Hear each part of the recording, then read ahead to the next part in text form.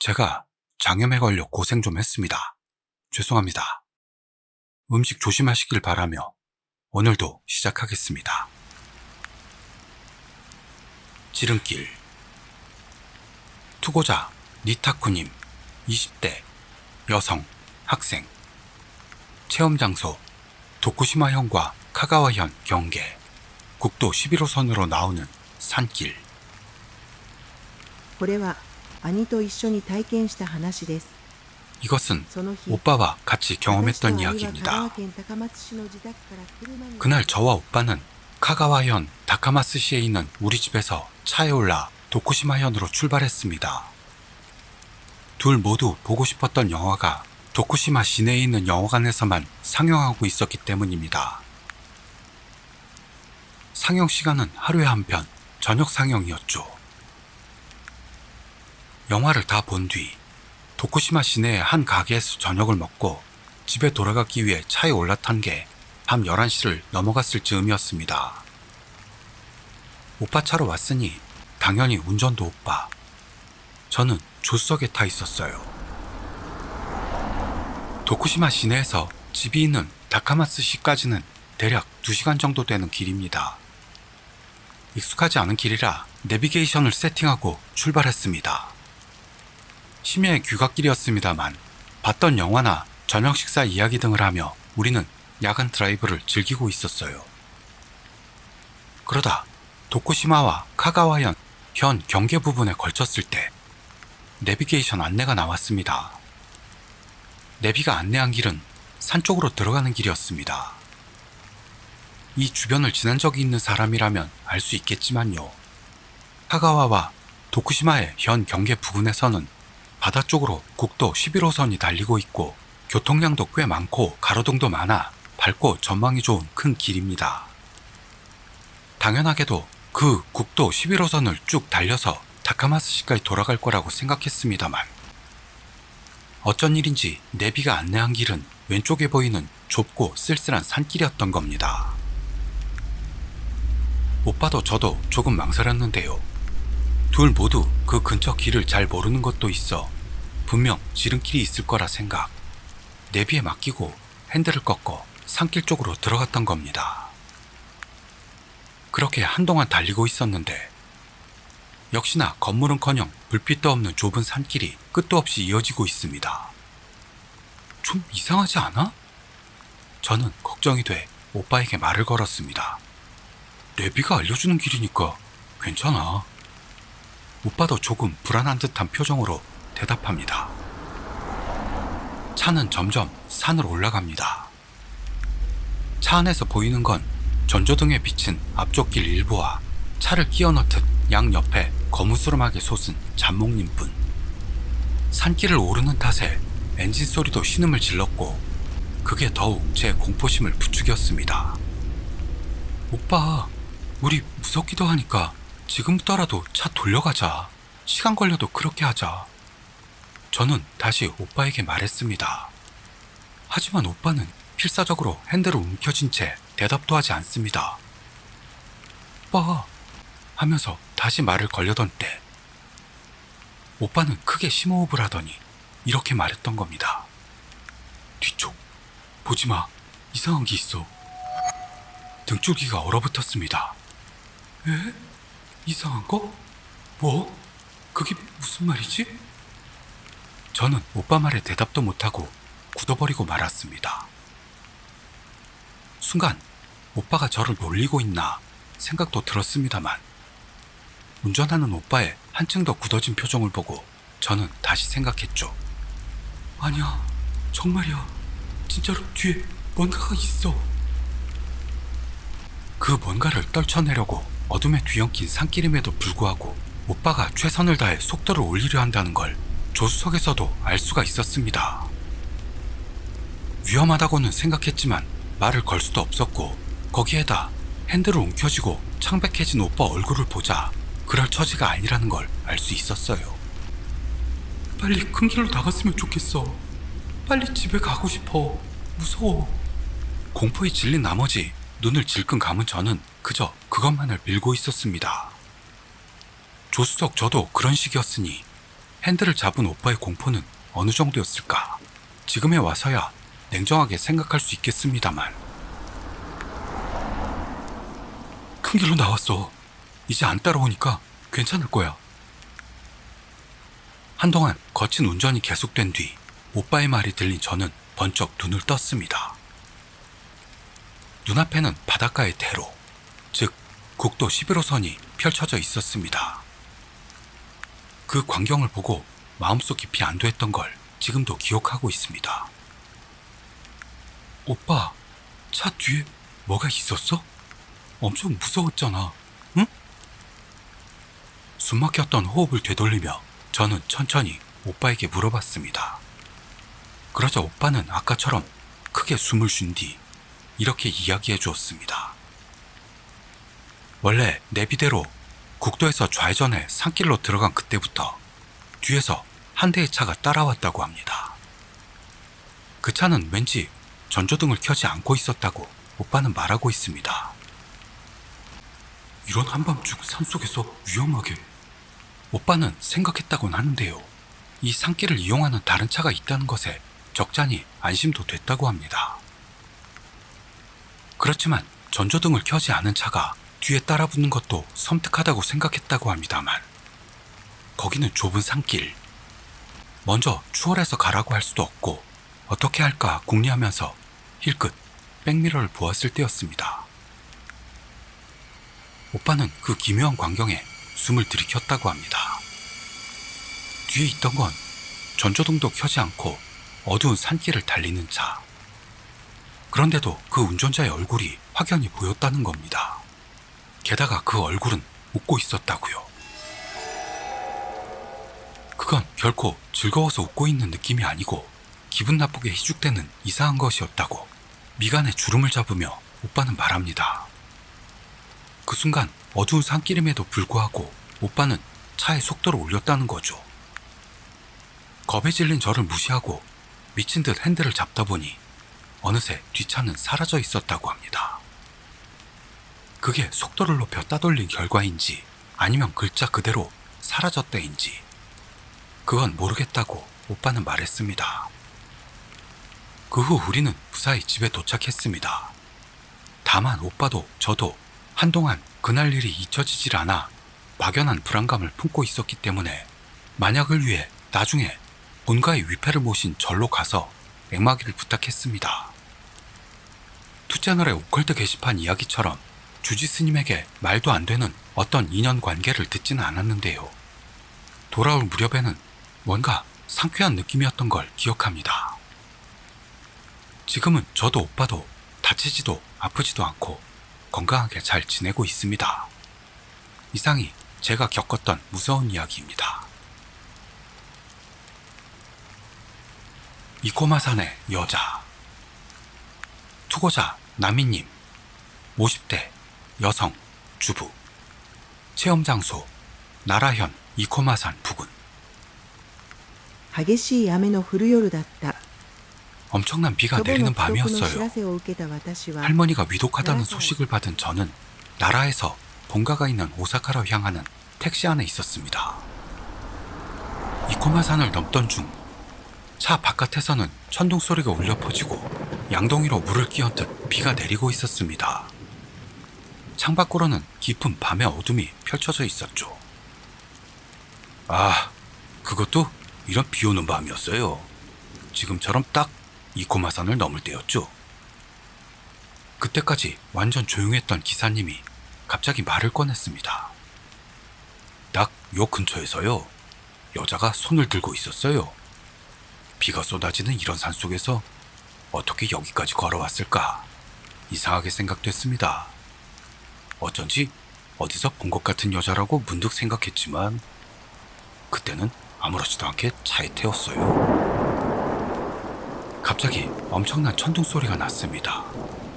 눈앞으로 하늘이 빛나며 반으로 갈라졌습니다. 기사님은 상관없다는 듯 이야기를 계속합니다.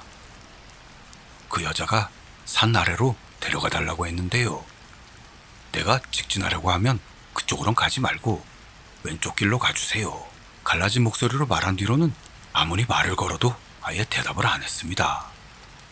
이상한 사람이라고 생각하다가 신호에 걸렸을 때 차량 기록을 확인하는 척하면서 차 안에 라이트를 살짝 켜고 룸미러를 힐끔대면서 쳐다봤더니요. 이렇게 엄청난 비 속에 서 있었는데 우산도 가지고 있지 않았고요. 게다가 몸이 젖어 있는 것 같지도 않았습니다. 몇 살 정도 되는 사람이었어요? 그 이야기에 끌려 저는 무심코 물어봤죠. 20대 정도일까? 많아봐야 25살 정도의 젊은 여성이었어요. 아, 손님. 앞이 안 보일 정도로 비가 엄청나네요. 미안하지만 속도 좀 줄이겠습니다. 급한 대로요. 괜찮아요.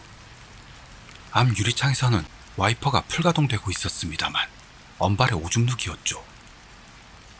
그 여자한테 비가 자주 오네요 해도 이 비에는 외출도 큰일이겠네요 해도 아무런 대답이 돌아오질 않아요. 나도 그만 섬뜩한 기분이 들어서요. 이 부근에서 내려드릴까요? 하면서 차를 세우고 뒤를 돌아봤더니요. 그랬더니 대지가 흔들릴 정도의 굉음이 울려 퍼졌습니다. 바로 근처에 낙뢰가 있던 것 같았습니다. 없었어요, 그 여자. 어머? 놀란 목소리를 냈습니다만 낡아빠진 택시 괴담이죠. 차를 그 자리에 세우고 뒷좌석을 확인했더니요. 여자가 앉아있던 자리가 살짝 따뜻해서 분명 조금 아까까지 사람이 있었던 기척이 있었어요. 무서워져 서둘러 돌아가려고 차를 유턴시켰습니다. 멀리서 소방차 소리가 들립니다. 역시 어딘가에 벼락이 떨어진 걸까요? 돌아가던 중 이런 밤에 사람들이 붐비는 데가 있어서요. 무슨 일인가 봤더니 그 길 건너에서 산사태가 일어나 차가 떠내려갔대요. 서서히 비가 잦아들기 시작합니다. 그 길이라는 게 말이죠. 내가 가려고 했을 때 여자가 가지 말라고 했던 길이었습니다. 맞아요. 목숨을 건졌다는 뜻이죠. 그 여자 덕분에요.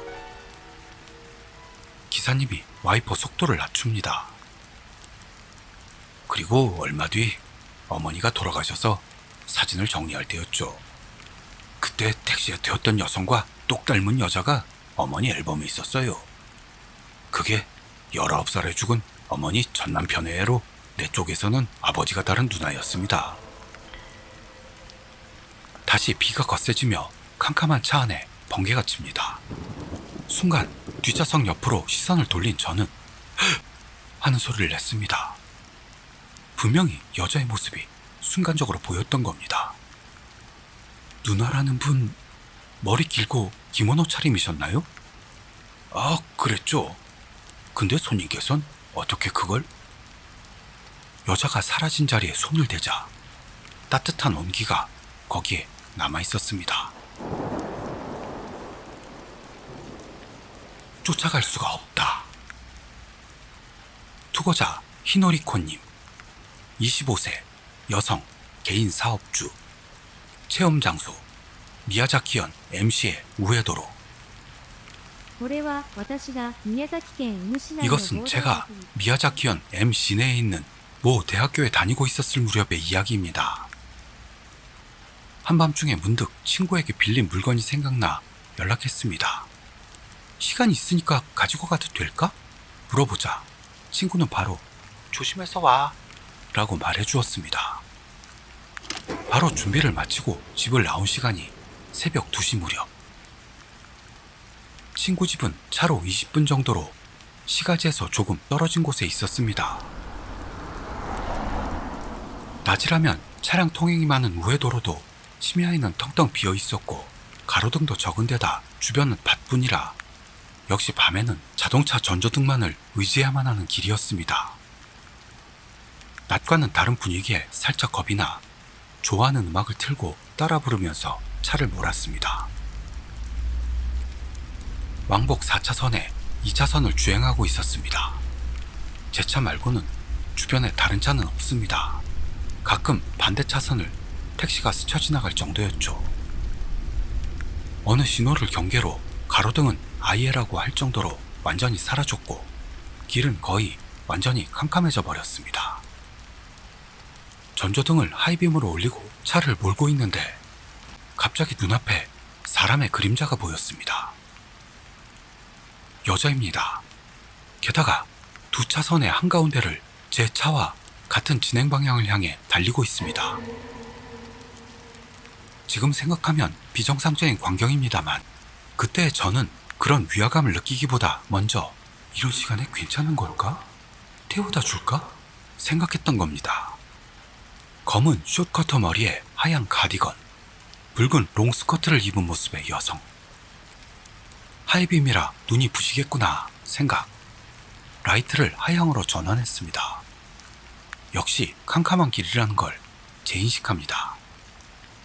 이런 어두운 길을 뛰어가다니 저 여자 괜찮은 걸까? 걱정하면서 차를 몰았는데요. 이상한 걸 깨달았어요. 따라잡을 수가 없는 겁니다. 이상하다고 생각되는 것과 동시에 그때부터 모든 게 무서워졌습니다. 우선 2차선의 차도 한가운데를 하물며 가로등도 없는 어둠 속을요. 아무런 불빛도 들지 않고 뛰는 사람이라는 걸 정상으로 생각할 수가 없는 거죠. 만약 남친하고 싸우고 차에서 쫓겨났다든가에 어떤 이유가 있어 곤란한 상황이라면 제 차 불빛에 반응할 텐데요. 그런데도 그 여자는 그저 앞만 바라보며 달리고 있네요. 뒤에서 다가오는 제 차를 돌아보지도 않습니다. 그리고 무엇보다 차로 쫓아갈 수가 없다는. 무서워진 저는 오로지 차만을 몰았습니다. 겨우 친구 집에 도착하자마자 저는 금방이라도 숨이 끊어질 듯 우선 지금 겪었던 체험을 친구에게 말했어요. 그러자 미간을 찌푸리며 제 이야기를 들은 친구는 제가 드디어 한숨 돌리고 나서 이런 이야기를 시작했습니다. 그 우회도로 있잖아. 옛날에 사고가 있었어. 신혼부부가 드라이브하다가 중앙분리대 나무에 부딪혀서 남편이 즉사했대. 부인은 피투성인 채로 뛰어나가서 도움을 청한 모양이야. 그 부인도 죽은 것 같지만 사고로 부딪힌 그 나무에 지금은 많은 담쟁이 덩굴이 얽혀 있어. 다른 나무에는 담쟁이 덩굴 같은 건 자라지 않는데 그걸 아무리 제거해도 나무를 다시 심어도 아무리 해도 담쟁이 덩굴은 자라난대. 이 지역에서는 유명한 이야기라니까. 혹시 리코는 필사적으로 도움을 청하러 달려가는 그 부인의 모습을 본 거 아닐까? 그날은 무서워서 친구 집에서 자고 다음날 아침에 돌아가기로 했습니다. 다음날 돌아가면서 지난밤에 그 우회도로를 달리며 중앙분리대의 나무를 주의 깊게 봤더니 분명 대량의 담쟁이 덩굴이 얽혀있는 나무가 있었습니다. 그리고 지금까지 깨닫지 못했던 건데요. 도로 옆으로는 많은 꽃들이 받쳐져 있었던 겁니다. 저는 이 지역에서 자라지는 않아 여기에서 유명한 이 이야기를 전혀 몰랐었죠. 그날 학교에서 전날 밤의 체험을 순수한 무서운 괴담으로 친구들에게 말했습니다. 그러자 한 여자애가 나도 본 적 있어 라는 말을 꺼냈던 겁니다. 그 애의 경우 저와 마찬가지로 한밤중에 그 길을 운전하던 중 전조등을 하이빔으로 쐈을 때 앞쪽에서 붉은 옷을 입은 여자가 손을 흔드는 게 보였다고 해 뭔가 곤란한 일이 있나 싶어 다가갔지만 그 사람에게 전혀 다가갈 수 없었다는 이야기였습니다. 그걸 봤던 장소도 저와 거의 비슷한 곳이더라고요. 겁을 집어먹은 우리들이 꺄꺄 거리고 있는데 같은 과 남자애가 그 근처는 심령 스팟이 됐으니까 한밤중에는 그다지 지나지 않는 쪽이 좋아 하는 주의를 했습니다. 좀 돌아가면 밝은 길이 있으니까 그쪽으로 가는 게 좋다고요. 그 이후로 밤에는 그 우회도로를 피하고 있습니다. 그 도로에서 사고가 있다는 뉴스를 자주 볼 수 있습니다. 꽤 사고가 많은 도로인 모양이네요. 그 여자는 지금도 누군가에게 도움을 구하려고 그 우회도로를 떠돌고 있는 걸까요? 그렇게 생각하면 무섭다기보단 도와주고 싶다는 마음이 더 강해집니다. 같은 장소에서 봤다고 했던 친구도 그렇게 말했어요. 무섭다고 할까요? 슬프다고 할까요? 그런 심령 체험이었습니다. 산속의 털. 투고자 츠님, 26세, 남성, 회사원. 체험장소 기후현 지시의 산속. これは2ヶ月くらい前に私が体験した話です。 이것은 두어 달 전에 제가 겪은 이야기입니다. 저는 측량사 일을 하고 있는데요. 업무상 측량 조사를 위해 산에 자주 갑니다. 미개척된 산에 토지를 측량해 지도를 만들거나 산을 흐르고 있는 강에 범람 가능성이 있는 곳을 조사하는 등이 주된 업무입니다. 그날 저는 사장님에게 일을 부여받아 알바로 일하고 있는 60대 A씨와 둘이 지시의 산속을 향하게 됐습니다. 아침 일찍부터 회사를 출발해서 10시 무렵에는 현장인 산 입구에 도착했다고 봅니다. 그대로 산길을 차로 올라가니 자물쇠가 걸린 게이트가 있었습니다. 그날의 조사 대상이 되는 산에는 관리자가 있어 기본적으로 그 사람 말고는 들어갈 수가 없죠. 저는 사전에 열쇠를 받아놔 게이트 자물쇠를 열고 그대로 산길을 나아갔습니다. 한동안 달려갔을 무렵 문득 A씨가 "에? 저건 뭐지?" 하는 말을 했습니다.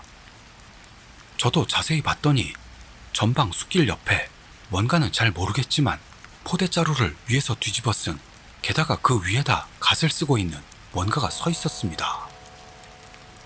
조심조심 천천히 차를 몰아 다가가 봤더니 그건 지장 보살상이었습니다. 그 지장상에 포대자루를 덮어 씌우고 그 위에다가 갓을 엎어 놓았던 겁니다. "뭐야 이건?" 기분 나쁘게 A씨가 말했습니다. 저도 뭔가 좋지 않은 예감이 들어 차 속도를 올려 서둘러 그 자리를 떠났습니다. 이야, 산에는 이상한 게 많아서 정말 무섭구만. A씨가 그렇게 말했기 때문에 저도 "맞아요, 어쩐지 섬뜩하더라고요" 대답했죠. 한참을 더 나아가다 목적지까지 조금만 더 가면 됐을 무렵 A씨와 일 내용에 대해 대화를 나누던 중 길 한가운데 뭔가가 떨어져 있는 걸 깨달았습니다. 응? 생각해 차를 세웠습니다. "뭐야 저건 또? 하얀 자루에 뭔가가 들어있잖아." A씨가 그렇게 말하듯 저에게도 분명히 보였는데요. 도로 한가운데 하얀 자루가 있고 그 안에는 분명 뭔가가 들어있는 것 같았습니다. 이대로 차로 지나가고 싶었습니다만 자루는 도로 한가운데를 막는 것처럼 놓여 있어 치울 필요가 있었습니다. "내가 잠깐 갔다 올게. 땡땡구는 기다려." A씨는 그러더니 차에서 내리려고 합니다. "아니 좀 무서우니까 그만두는 쪽이." 제가 그렇게 말했을 때는 A씨는 이미 차에서 내린 상태였죠. 앞쪽을 종종 걸음으로 향해 간 A씨가 흰 자루를 열고 내용물을 확인하고 있는 게 보입니다. 그러자 A씨의 표정이 일그러지는 걸 깨달았습니다. 봐서는 안 될 걸 본 것 같은, 기분 나쁜 걸 본 것 같은 그런 표정이었습니다. A씨는 그 흰 자루를 길 옆으로 던지고는 뛰어서 돌아왔습니다. "어땠어요? 괜찮으세요?" 저는 물었죠. 괜찮아." 그렇게 말한 뒤 A씨는 한 템포를 뒀다가 말을 이었습니다. "안을 봤더니 대량의 털이 들어있었어. 그래서 주변을 살펴봤더니 온통 털투성이로." 차에서는 보이지 않았는데요. 자루 주변 길 위에도 털이 흩어져 있던 것 같았습니다. "그거 아마 개털인 것 같은데 아마 산속으로 들어가 죽였을 거야. 그리고 발라낸 털만 자루에 담아 버렸겠지. 어느 쪽이든 그다지 좋은 기분은 아니네. 이 산에는 어쩌면 뭔가가 있을지도 모르니까 빨리 마치고 돌아가자고, 땡땡군." A씨는 그렇게 말하더니 한숨을 쉬면서 고개를 숙이고 말았습니다. 저도 "그러네요, 빨리 돌아가죠" 라고만 대답하고 차를 몰았습니다. 목적지에 도착한 뒤 조사를 행했습니다. 다행히 업무량도 많지 않아 점심 무렵에는 일을 마쳤죠. 돌아오던 중 그 털이 들어있는 자루가 있던 곳을 지날 때 주변을 둘러봤어도 그 흰자루는 보이지 않았습니다. 분명 저쯤에다 던져놓은 것 같은데?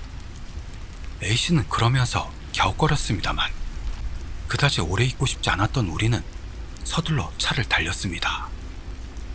어딘지 모를 긴장감에 휩싸이며 포대자루와 갓을 엎어쓴 지장 보살님 앞을 통과, 게이트 자물쇠를 열고 임도 출구를 빠져나온 우리는 무사히 회사까지 돌아갈 수 있었던 겁니다. 산에는 여러 신기한 것들이 많이 있습니다. 이 업계에 오래 있던 사장님이 산에서 일할 때 입버릇처럼 말하는 게 두 가지 있습니다. 하나는 어두워지기 전에 반드시 산에서 나올 것. 사장님과 같이 산에 갈 때는 필히 오후 3시 전에는 일을 마칩니다. 어두워지기 전에 산을 나가지 못하면 정말 큰일 난다고 사장님은 항상 차 안에서 말합니다. 다른 하나는 이상한 걸 발견해도 절대 만지러 가거나 하지 마라. 아마 자루를 치우러 A씨가 차에서 나가려고 했을 때 만약 사장님이 있었다면 분명히 A씨를 말렸을 거라 생각합니다. 그 후 딱히 아무런 일 없이 무사히 살고 있는데요. 어쩌면 뭔가 무서운 일에 휘말렸을지도 모른다고 생각하면 등골이 살짝 서늘해집니다.